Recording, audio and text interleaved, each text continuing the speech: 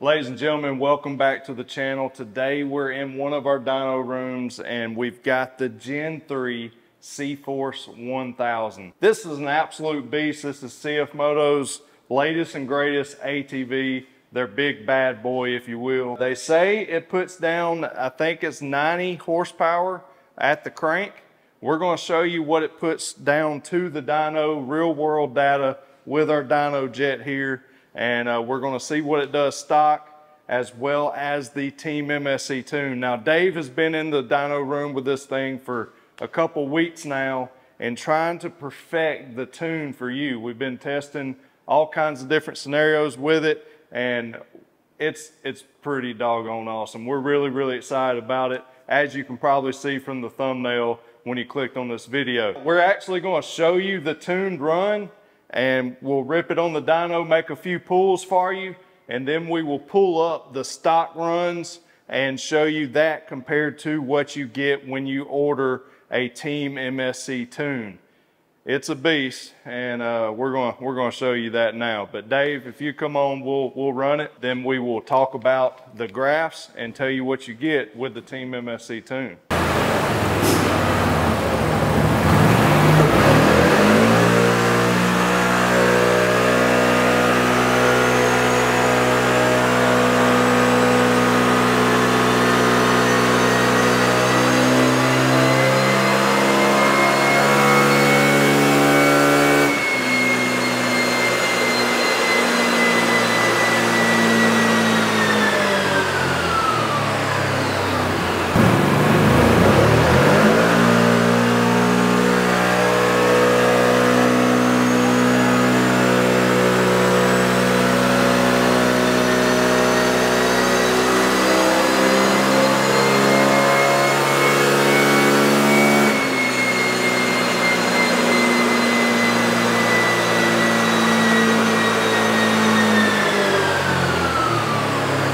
That's insane, man. Let's talk about the numbers. All right, so Dave, show us the stock runs first. Show what kind of data we got there and collected here on our Dyno Jet, and let us know what this thing put down stock. There's no modifications, stock tune. We ended up with 66.7 horsepower, 49.2 foot-pounds of torque. Things to keep in mind, guys, is where we got those numbers. This, of course, is the latest and greatest Dyno Jet Dyno. It uses a weather station to collect its data. It's not one of those dynos where one day it's 1 horsepower, that evening it's a different horsepower, because it's actually calculating everything. When you're looking for dynos and you're looking for the graphs to be repeatable, always look at what the data is. What was the temperature in the room? What was the humidity? What was the pressure? What was the correction factor in? Which we're using SAE. SAE. It's not the highest number correction factor, it's the most accurate. Right. You'll see a lot of dyno sheets that'll have standard up here, and most of your aftermarket shops, they'll use standard because it's almost always a higher number. Right. On our Harleys that, let's say, are 100 horsepower, it's usually a 3 to 7 horsepower gain. Same way with these higher horsepower ATVs and stuff. It just is what it is. It's a correction factor. To say it the easiest, it is what makes the numbers comparable. So if I dyno this here and then I go to New York next week and I dyno it again, if I'm using SAE, that number will stay the closest it can. That's why we're wanting to use it. It's not a dyno just to throw a horsepower out there. It's an engineer level dyno that we use to see what our parts done. Did the parts make the gain, or was it just because the temperature changed that day? That's why we want that stuff. We started out with, we'll call it beginner tools. Now we've upgraded to more expensive tools because we're doing more of it. We want to see the gains in the tunes, whether it be a half a horsepower or 10 horsepower. If we don't have something that's repeatable and steady, it's very hard to know, did we actually make that change? Or was it just cooler? Did it rain that day? That kind of stuff. So that's what we're going with. I just wanted to do a quick thing on showing you the rest of the numbers that are involved in this.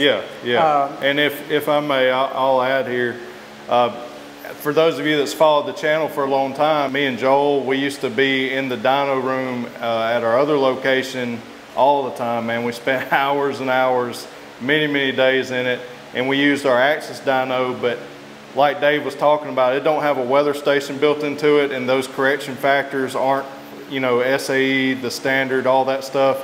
You actually had to go in there and change those numbers and set them, and it was just, it wasn't consistent enough for us to get our tunes perfect and get reliable, repeatable data, because we could tune it in the morning and then go back and tune it that evening or run it, and we'd get different numbers by a lot. So that's what we're talking about here. That's why this big investment was made, so we can get real, repeatable, can't fudge the numbers data with this Dyno Jet. So anyways, just wanted to let you know that. To go back to, it has 66.7 horsepower, 49.2. A lot of people talk about crank horsepower versus what's at the back wheel. That changes a lot for several things. For one thing, it's a CV style transmission. Yeah. Guys, that is crazy what that absorbs as far as horsepower. Right. You've got two big clutch sheaves, and that clutch is drug in between them, and it robs a lot of power going to the back. Then once we get through that clutch, which is your biggest power robber, you got CV joints on both sides going to the tires, which have boots that are flexing, bearings that are flexing, and then it determines what size tires we use. I've seen comments where guys make fun of, now put the stock tire back on it and see what it really got. That's not the way it is. We don't change these tires out for a better number. It's more work for me to change these tires out. The tires make the stuff more smooth and more accurate. If you have a big tire with a lot of flex and big knobs on it, that changes the power as it rolls so much. You can't get a steady reading. Data. Right. So we put the exact same size tire. We have 3 sets, and we put them on every unit that goes on this dyno. And that's why we do it, for more repeatable results. Right. The other thing is you can say what you want, but I'm not putting big lugs on my $100,000 investment on a dyno and beating the bearings out of it. It just ain't happening. You're gonna pull up the tune here, right? Yeah. So oh my goodness. We actually picked up 10 horsepower on this unit. Golly. When we first started tuning it, we was getting like 70, 71 horsepower, and I couldn't get any better for over a week, and then we finally figured out a couple of things. But this morning, we actually finished the tune up to where Blake would come down here and video it, and we ended up with 76 horsepower, 53 foot-pounds of torque. Wow. That's great. That's awesome. And see, that's the blue line there is the Team MSC Tune. That's the final version of it. And then the red is the stock. Right. So the red is before, blue is after. This is a horsepower after. This is a torque after. For one thing, we got 53 foot-pounds of torque, 49 foot-pounds of torque. Guys, a dyno reads torque and calculates horsepower on these style dynos. What in the world is dyno torque? I couldn't tell you. We're measuring real torque, real horsepower. That's what this dyno does. We ended up with 53 foot-pounds of torque. Very impressed with the gains out of this four-wheeler. I mean, it amazing. just is what it is. I mean, this is one of our biggest gains in a tune in a while, because I mean, we fight for every horsepower to get consistent, repeatable data, and this is big. You know, this is repeatable numbers here, and super impressed by it. Our 950 HOEX tune was right here with it. You know, we were at like 9 horsepower gain, 9.4 or something, but here we are at 10 horsepower. That's awesome. That is awesome. Right. So very impressed with this unit. We was getting pretty worried last week because we just couldn't drag the power out of it that we knew was laying there. And this morning, after this weekend of tuning, lots of changes, we've seen what we was looking for. Yes. So very happy about it. We're excited about this tune. You're going to see me and Austin and a few others ripping this tune out on the trails very quickly, if not this weekend probably.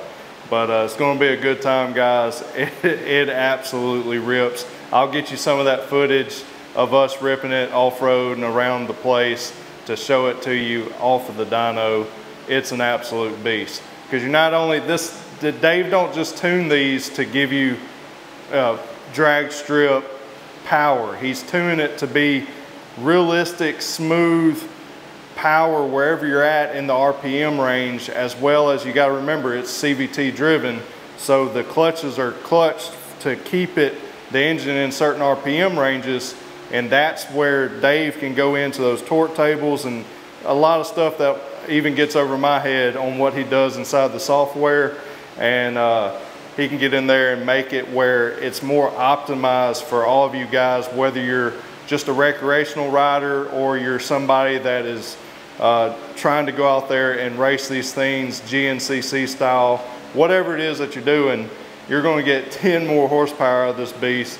And as you see on the graph, it's not just in one spiked area, it's across the whole range there.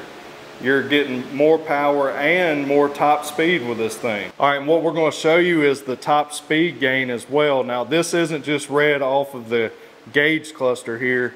This is actual speed read from the drum, and it's supposed to be calculated to be very, very accurate. So this here, what did we get there, Dave, on the... So on the stock, the red run, we was looking at about 75 mile per hour. Yeah. Now that we've extended the rev limiter, we're looking at about 81.5 mile per hour. Wow. But that is on the dyno drum, and the dyno drum is accurate even on the Harleys and the motorcycles. That's what we use to set the speedometers on lots of units. But I'll get guys that ask, you gotta look at the whole factor.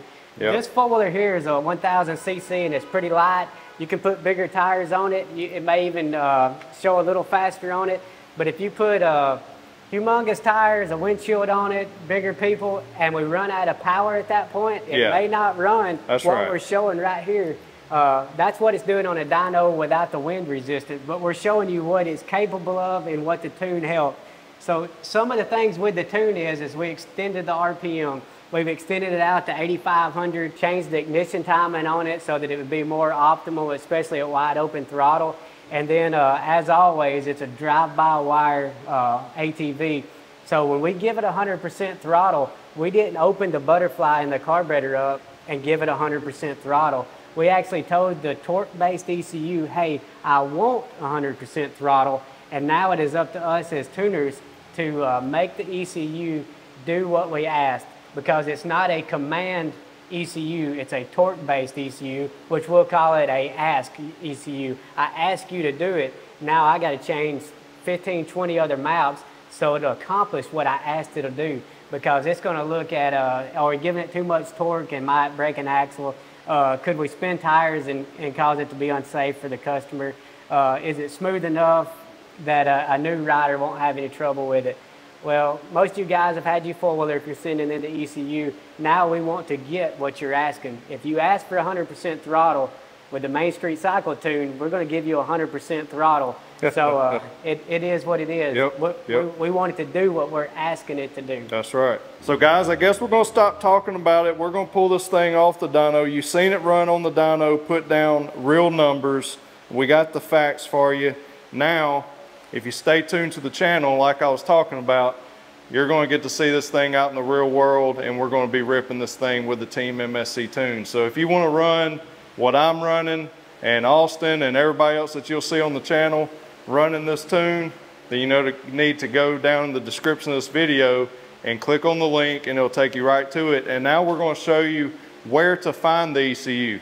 It's not where they used to be, all right? So Dave said that he was looking for a while for this ECU. Yeah, it's actually right here under the rack. So, I mean, how is it difficult to get to? Let's just do this. I'm going to put it back together. Okay. And then we'll show you exactly how to take it. All right. Well, here we go. So we're going to start out with a Torx bit. It's just a T27. Now you can use that on a screwdriver or whatever you want, and then just a Phillips head screwdriver. We got it on our drill to make it a lot faster. Okay. So the first thing you want to do is just pull this cover off. Comes off nice and easy. The reason we got to pull it off, we got one screw in the corner right here. Take your T27 Torx bit, just take that long screw out, lay it to the side, and then you have one other one right up under the fender right here. So see this one? Yep. You got to take it out. It's a pretty small one. Okay. So we'll lay it over to the side. Then you got four here. Now you can use a socket if you want, but we've already got our T27 out. We'll just jerk these out right quick. pull the plate off. Hey, there it is. Now we'll just go through the whole process. We got 3 Phillips head. There's not a Phillips head screw in this corner over here, so don't worry about it. Yeah, that corner there. So we got one here. He's reaching over the frame there for the rack. And that's just 3 Phillips heads.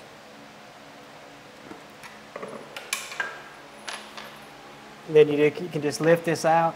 Now you've got the tab and a cam lock. Just push down in the lock tab, pull your cam lock over, and it will unhook it on its own. Push your cam lock tab down, cam lock it over. Boom. There you go. ECU is out. Literally took what, 1 minute? Yeah, it wasn't long at all. So yeah, then you will just wrap that up and then put it in a box, tape it up good. But well, before that, we'd like to have a piece of paper in there. What all information will they need for that? So no matter what, I know you guys watch the videos on all the stuff that we tune, the motorcycles, everything. Tell me everything. Things I need to know is what have you done to the motorcycle, ATV, side by side, whatever it is. Have you changed the exhaust? Have you changed the head pipe? Does it got anything done to the spark arrestor? Have you changed anything with the airbox? How do you ride? Do you ride 2 up? That stuff matters when we're tuning this with this dyno. It has a humongous eddy brake in it.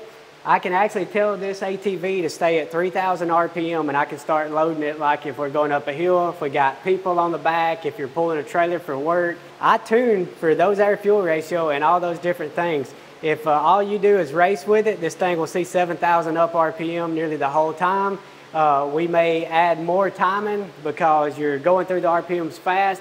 If you're lugging it and working with your wife pulling a trailer, we may back some timing out of it. We may smooth some torque up for it. We're trying to build tunes that work for you guys. If y'all are all just sending me an ECU and saying tune it, then why would I build anything other than 1 tune? We're literally building 10, 15 tunes for 1 4-wheeler because we're trying to make you guys happy. We're trying to get our product out there. We want to sell ECU tunes. Only way to do that is to make you want to buy another one with your next vehicle. That's right. Send me some information. Let's get the best we can to you guys. That's right. Well, guys, that's it. Dave's just going to put everything back together. Yeah, just stick the... Well, I messed up. Always put the small one on first because it gets in the way. Oh, yep. There you go. Put this one first because you can see the cam lock is in the way. And people will try to shove it in. You just want to make sure it's flush into the pins. Don't bend those pins. You see how fragile they are. Yeah. Be real careful. That's why they have cam locks to let that pull it in. Right. So he just sets it in there. Right, and it will go smooth. If it's not going smooth, then you got something wrong. Yeah. Just like that. And then you just put your screws back in, line it up. I like that. That's a good spot for it. That's one of the highest spots on the ATV. It's up towards the front. Not a bad location. I like it. Right.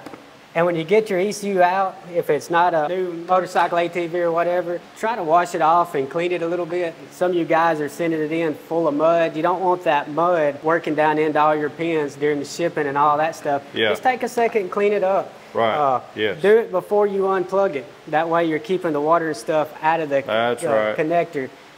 Take a towel, dry it off, send it in. Yeah, good stuff.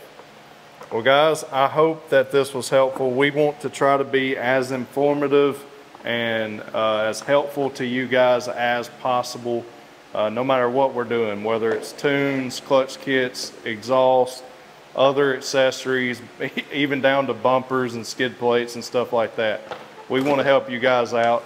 Remember to go to teammscparts.com for all of your parts and accessory needs. We got a lot of cool stuff coming your way, so make sure you stay tuned to the channel. Subscribe if you're not a subscriber, and always do some window shopping daily at teammscparts.com because we're always adding some new stuff for you. So guys, I appreciate y'all. God bless y'all. As always, remember to keep it real. We'll see you in the next one.